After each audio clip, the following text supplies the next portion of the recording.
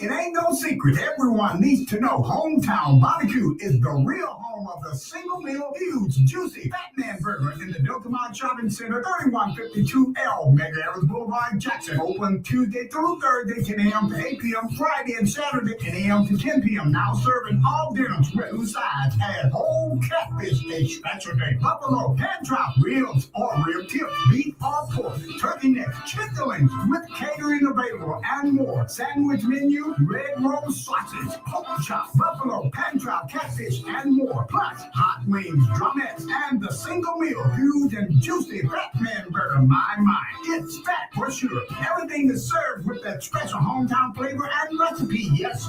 For more info and call in 601-981-6606. Hometown Barbecue, the real home of the single meal, huge, juicy Fat Man Burger, 3152L, McGarren Boulevard, Jackson. A proud WMPR underwriter. It's 7 a.m. Let's rise and shine. Sometimes money, the future's alive. Grab your coffee, let's take a ride. It's wealth and wisdom, time will fly.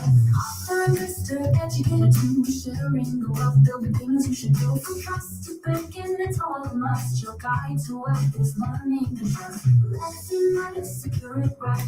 Dreams take shape with every insight. Rules and assets, life insurance plans, building for your future with expert hands. Sometimes money and more, building wealth, knowledge galore. Passive protection, plans to grow. Tune in and watch your dreams overflow. From day to day, through trust to life, breaking generational wealth divides. Healthcare directives, banking tips. We're here to help your fortune eclipse. From day to day, through trust to life, breaking generational wealth divides. Healthcare directives, banking tips. We're here to help your fortune eclipse. So tune in now, it's time to learn. See wisdom's your return. Invest, protect, and thrive for sure. Signing off is Gold Talks Money and More. Good morning. It's time to rise and shine for another edition of Soul Talks Money and More. I am your host, Dr. Sabrina Edmond Williams, educator, author, and investor, opening minds and closing contracts. I am so noted, and I am so excited and so delighted to be here on this third Monday in October. Welcome to you, my WMPR and my WGDQ listening audience, as well as my YouTube and my Facebook viewing audience. We got Facebook back online this morning, so we want to welcome them back. Got to send a shout out first thing this morning, all the way out to California. Hey, they are up and tuned in this morning. Good morning to the Ellises who are tuning in from California this morning. I love that California love. Good morning, Mr. Sleeping Giant. We see you tuning in this morning. Well, you guys know that October is, of course, Breast Cancer Awareness Month, and that's why Dr. Williams is rocking the pink this morning. Yes, I am. It's mixed in with this black and white. But I am also excited about the fact that October is National Estate Planning Awareness Month, a time to reflect on what we are leaving behind, not just in money, but also in meaning. When we talk about wealth, we often think about, of course, the bling, the cash, the cars, and all of that stuff. But the truth is, one of the greatest symbols of legacy in our community has always been land. Your house, that house your grandmother raised her children in, the acres your great-grandfather farmed, the plot your family still calls home. Yes, land. And that's what we're here to talk about this morning, because across the South, and especially right here in Mississippi, families are losing that land every single day. And it's not because they didn't work hard for the land. It's because they did not plan properly. Today, we're going to talk about heirs property, how it happens, why it's robbing Black families of billions of dollars, and what we can do to stop it. Now, if you're like me, I grew up hearing that term heirs property all my life, all of my life. And I thought heirs property was a good thing. Hey, my family has property, we have land. That's a good thing, right? Well, not so much. But before we get into all that, let's just peel this back and go back to some basics. Estate planning. What is that? Dr. Williams, you keep talking about estate planning, estate planning. What is estate planning? Of course, this is an educational platform, so we are not trying to belittle anybody. We're not trying to make anybody feel bad about not knowing. What we are trying to do is educate, enlighten, and empower our community. So we got to go back to the basics. Estate planning. Estate planning is that process of making sure that your property, your house, your land, your savings, that they go to whom you would like for them to go to when you're gone. Now, that's one part of estate planning, but I don't want you to get hung up on that part, okay?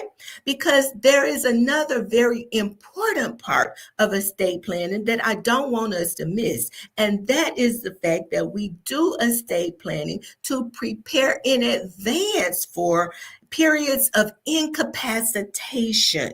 However, this morning we're going to go back to preparing for when we're gone, because that's what is creating this issue of heirs property.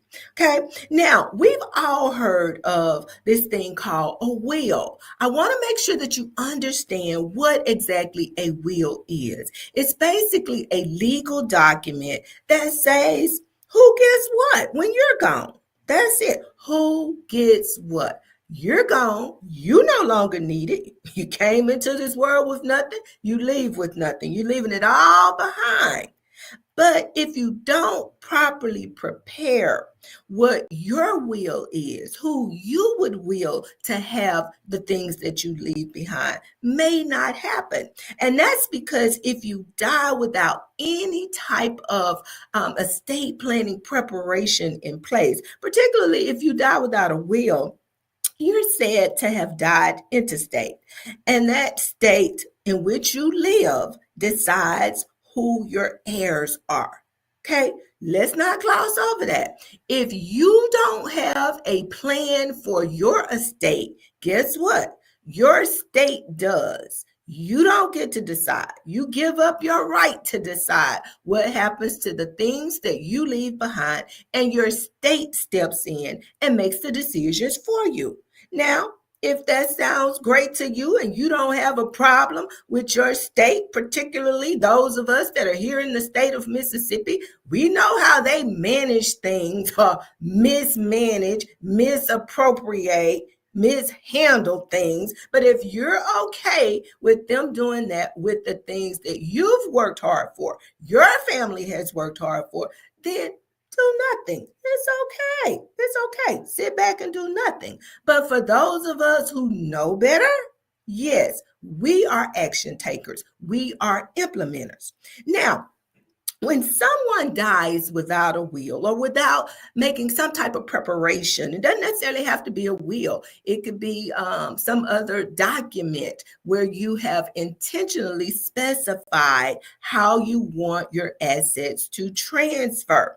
If you have nothing, your land will be passed down to multiple children, and then their children's children, and so on. Okay, that's how heirs property works. That's how heirs property works. And the problem with that is each generation tends to add more owners, but without a clear title. So who exactly owns it? Everybody. We all own it. That's what's called tenants in common. Everybody owns a piece of the pie, a piece of the land, without full control of the land. So imagine this: your grandmother, my grandfather, I talk about my grandfather often. He owned 40 acres of land. And when he passed away, he had 8 children, but he didn't have a will. He didn't have a plan. I should say he didn't have a written will. He had a will. He wanted his children to inherit his 40 acres. That was his will. But he didn't have it in writing. He didn't have a plan. So guess what? Those 40 acres belonged to the 8 children once he passed. And in my family, particularly, those 8 children, every one of them had children of their own.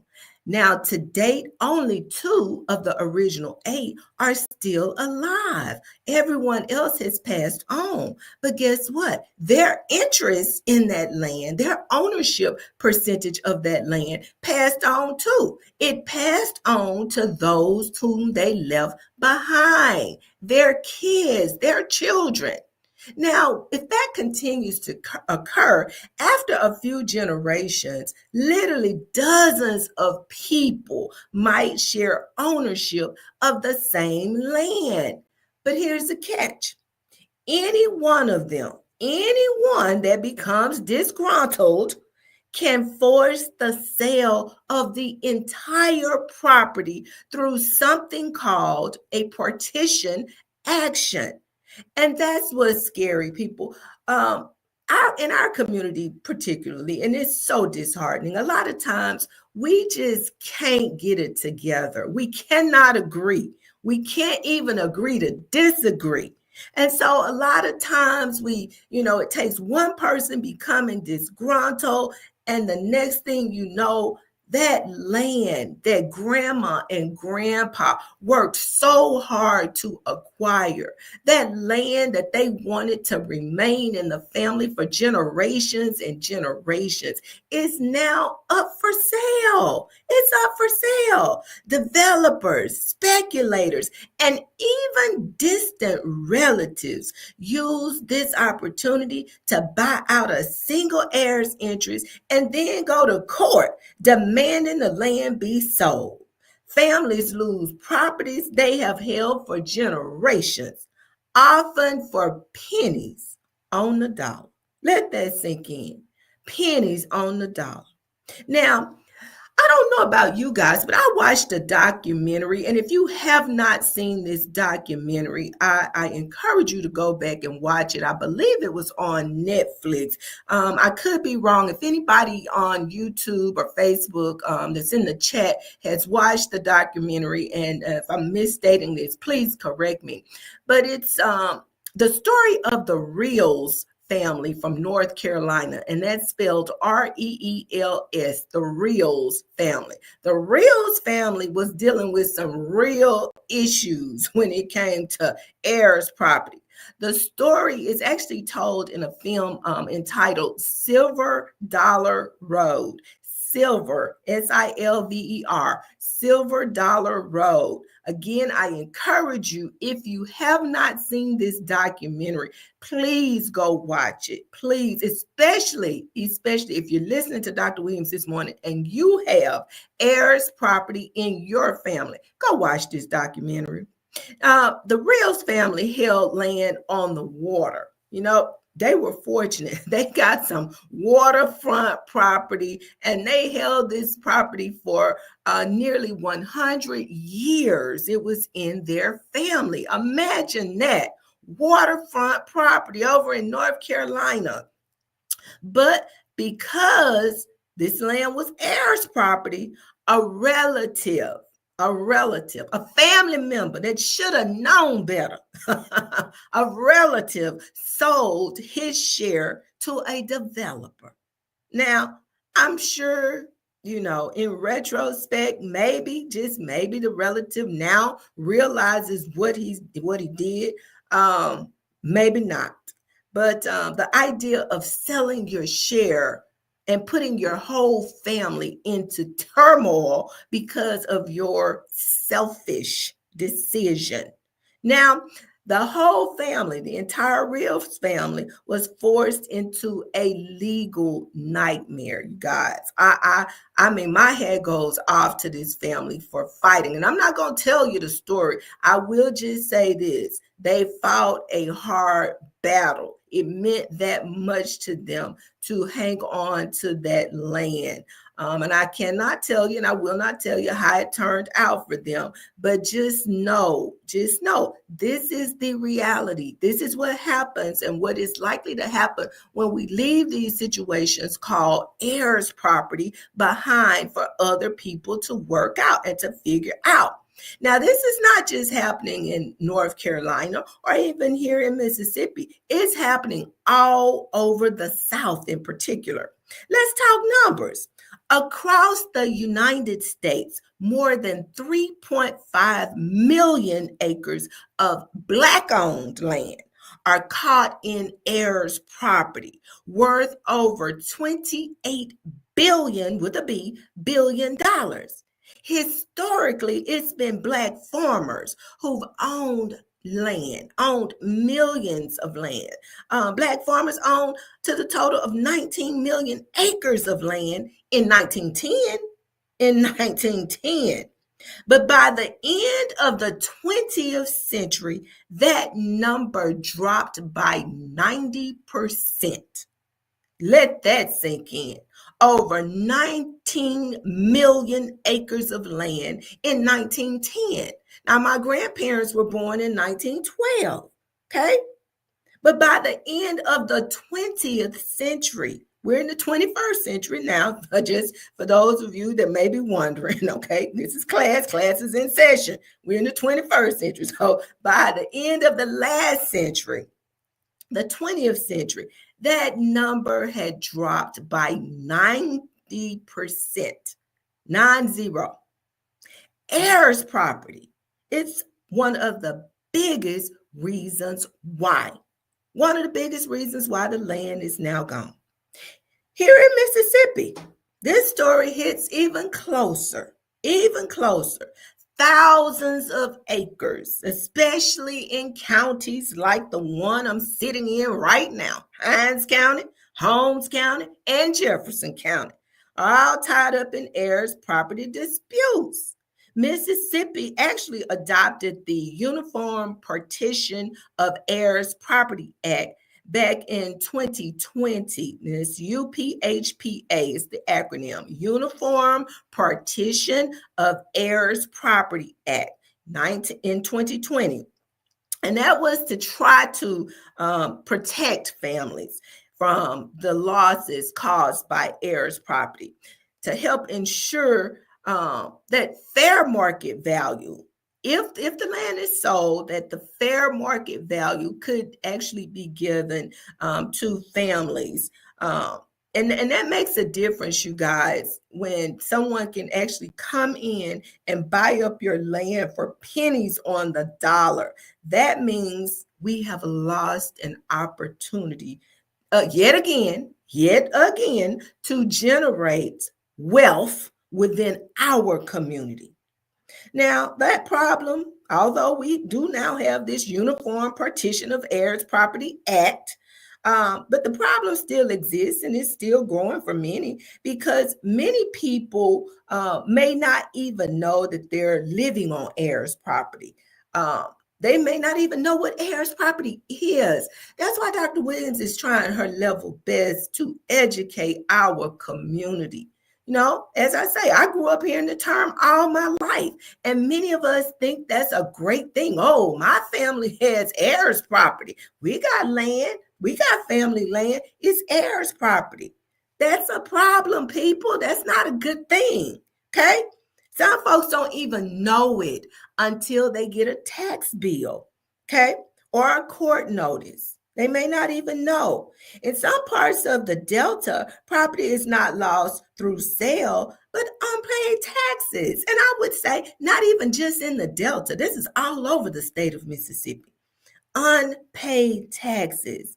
And in some instances, it's just a few $100s. Just a few $100s in unpaid taxes. That can literally wipe away generations of ownership. A few $100s can wipe away generations of ownership. We've got to do better. And that's why Dr. Williams is here this morning, raising this issue. Now, what can we do about it? What can be done? Okay, because it's one thing to identify a problem. It's a whole nother thing to identify the solution to the problem. So remember I said that heirs property is created when we have a desire to pass on our property to the next generation, but we don't have any written plans. So one thing that we can do, the very first thing that we can do is to create an estate plan, whatever you choose for that to be. Now, you know, Dr. Williams is not a big fan of wills. I am not, but me to each his own.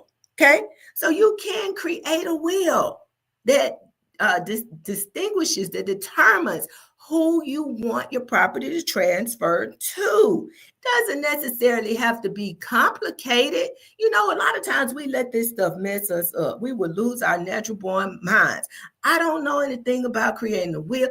I don't want to deal with an attorney. I don't know this, that, and the other. Now, if we think back just a few years ago, one of our musical royalty was caught up in a lot of dispute when it came to estate planning. She died, and her family had some issues, and that's because she had multiple versions of her will. The one I believe they actually probated and that was recognized was the one that she had scribbled on from what I understand, a napkin, a piece of paper napkin that was stuffed between the couch cushions. That's Sister Aretha. So, although I don't suggest that route, but my point is it doesn't necessarily have to be complicated. We just got to put something on the paper, okay? Got to put it down. An estate plan of some sort, okay? At a minimum, I would suggest doing that. That's one of the things we can do to help ourselves, okay? There's also a document that many states recognize that is known as a transfer on death deed, or a TOD. Okay, for some people, especially our seniors, I'm going to say that may be something we need to start having some conversations about in some of our families. Go get that TOD and create it. Let them go ahead and sign that property over. Basically, what happens is it says, upon my death, I would like for my house to transfer to this individual upon my death. Okay? So there's no dispute, no doubting who you wanted to get the property, okay? This says, this was my stuff. It's mine now. This is what I want to happen to it once I am gone, okay? So that's one thing we can do to help ourselves. A second thing that we can do is consider transferring our land into a trust. Now, you know, I'm a very big advocate of trust, and we can talk about that all day, but we can't talk about it all day today or on this show because I got to keep moving. Got to keep on moving, okay? So a trust, that is something else that we may want to consider as an option for transferring our property. Third thing that we can do, you guys, pay those taxes. Pay them. Pay the people. Okay? Pay the taxes. It's that simple. Dr. Williams, you make it seem like it is so simple. It is. It's that simple. Just pay the taxes. Now, I'm going to break this down for us. Break it down like a fraction. And in fact, it is somewhat like a fraction. Go back to my grandfather. As I told you, he was born in 1912. And I say that as a point of reference. That means his resources probably were very limited. Okay, if I had to guess, I would say very limited resources. But he was able to amass 40 acres of land and he held on to it. So that means he was paying the taxes. One person, one individual. Okay, when he died, the land transferred to his 8 children. So now you have 8 people paying a portion of what that one individual was holding down. Okay. Now, once they died, as I said, 6 are already deceased, 2 are still living. You had probably, I would say, maybe 15 to 20 people that inherited the land that was left behind by those 6 deceased people. So now you got 20 something people. So the taxes are now being divided or should be divided. Now the question becomes, why in the world are we losing family land when we have all of these people with the ability to help pay the taxes? They have the ability. Yes, we do, because we have far more now than our grandparents, our great-grandparents had back in 1912. Far more now. So it makes no sense. I'm going to call it for what it is. Pay those taxes, and you won't have to worry about people getting your land through the tax sale. Just pay your taxes. Now, the fourth thing that we can do, make some records. We got to start putting things on paper. Make records so that it is clear who owns land. A lot of times, we've gotten away from family gatherings. We don't know our roots. We don't know our history. We're not keeping up with paperwork, deeds, and death certificates, and all of this paperwork that may be necessary if we should find ourselves in a court in front of a judge. So start maintaining records. Keep these things. And finally, use that law. Mississippi legislature went through the effort of passing this law, the uniform. What is it called? Let me go back over here and get it right. I see the acronym in front of me, but I got to make sure that I'm telling you the name. I don't want to just use acronyms. It's the Uniform Partition of Heirs Property Act, UPHPA. They went through the effort of passing this thing. Use the law.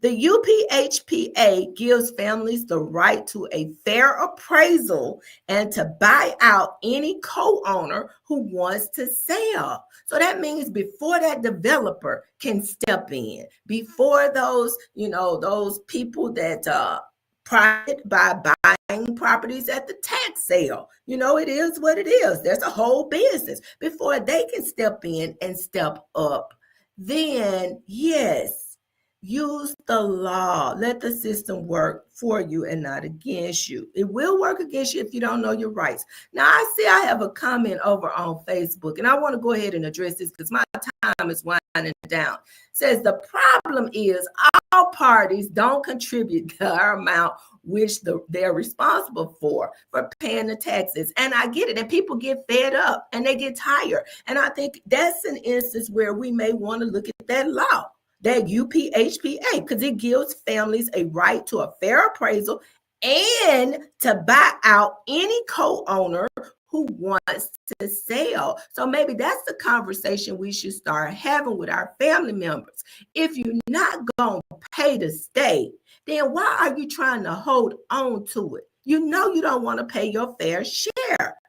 And you guys, I'm going to say this, and then I'm going to let this, and we're going to slide on up out of here because we got something else planned for you in the second half of the hour.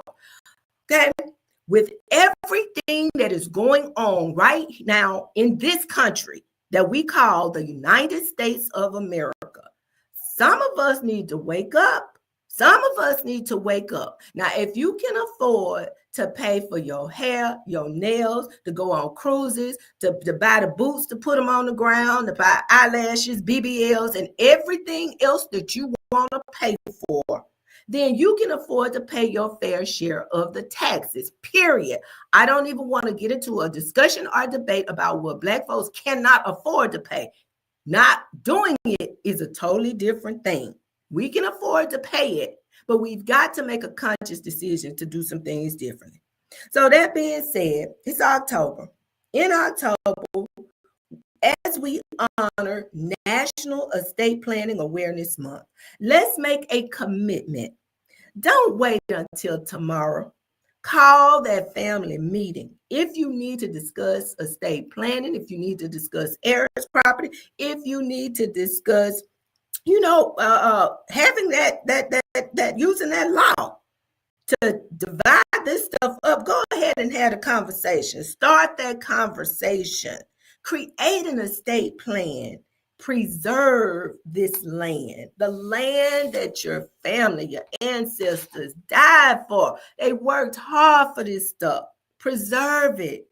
because this land, the land that our ancestors walked on, sweated for, and built upon, is not just property. It's sacred ground. It's a reminder of who we are and whose we are. Let's protect our land. Let's preserve our legacy and make sure our children never have to fight for what's already theirs. What's already theirs. That being said, you guys, I want to just issue this reminder. Again, October is National Estate Planning Awareness Month. I am hosting, I'm actually doing classes. I'm offering classes on Wednesday nights at New Horizon International Rankin Campus. They are the hosts for these estate planning classes that we are offering. And these are educational classes. You know, my people, we're perishing for a lack of knowledge. So we are trying to educate our community so that we can do better. Hopefully, when you know better, you will do better. These classes are offered at 7 p.m. on Wednesday nights. It's a 6-week series. This week will be week 3. We invite you to join us either in person or online. And if you cannot be there in person, if you cannot join online during the live stream of the class, guess what? We got you. Don't worry, we got you. Go on over to my YouTube page at I Am So Noted. That's S.E.W. I am S.E.W. N-O-T-E-D. I Am So Noted. And you can watch the replays. We would like to invite you to catch those replays. Now, we're going to take a break here.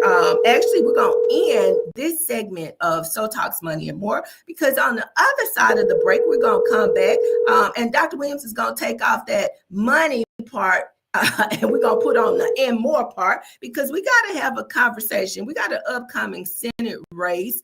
And we want to start talking to some of these candidates to see who they are, learn who they are, and what they have planned, why they're running, what they are planning to do to help us, if they're going to be good representatives of us and our interests. So this morning, we have the wonderful opportunity to talk with attorney Kamisha Mumford. She will be joining me here shortly on by phone, and we're just going to have a conversation. We got some questions for Attorney Mumford, because again, we need to know who the candidates are and what their desire is for us. We know what we want, but we got to see who we're working with. So give me a minute. We're going to go to break, and then on the other side of the break, we will be joined by Attorney Kamisha Mumford.